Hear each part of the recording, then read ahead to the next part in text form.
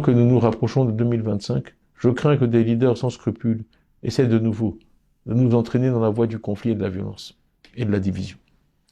Si je me suis porté candidat à la présidence du parti de Houphouët-Boigny, dont les militants m'ont fait l'immense honneur de m'élire, si je m'adresse à vous aujourd'hui, c'est pour barrer le chemin à ceux qui n'auraient rien appris du passé récent de notre pays.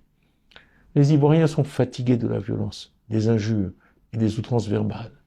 Ils veulent vivre dans une Côte d'Ivoire apaisée et réconciliée.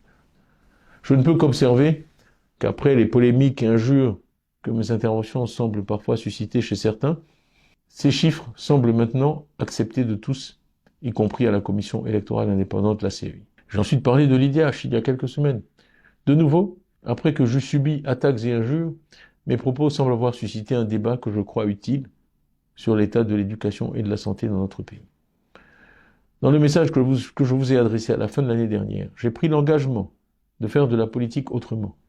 Faire de la politique autrement, c'est ne pas craindre de mettre sur la table et de débattre de questions fondamentales pour l'avenir de notre pays. Faire de la politique autrement, c'est ne jamais tomber dans l'invective ou dans les injures.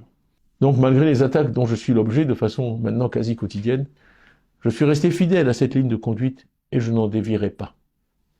C'est en nous comportant de la sorte que nous, leaders politiques ivoiriens, pouvons éviter les erreurs du passé et ainsi véritablement honorer la mémoire du président Félix Houphouët-Boigny.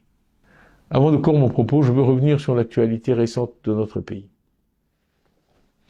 Sur le plan social, si on peut se féliciter du succès éclatant de nos éléphants lors de la CAN 2023 et de la bonne organisation de ce rendez-vous sportif continental par le gouvernement, nous regrettons les déguerpissements sans ménagement de population que nous avons tous pu observer avec tristesse depuis.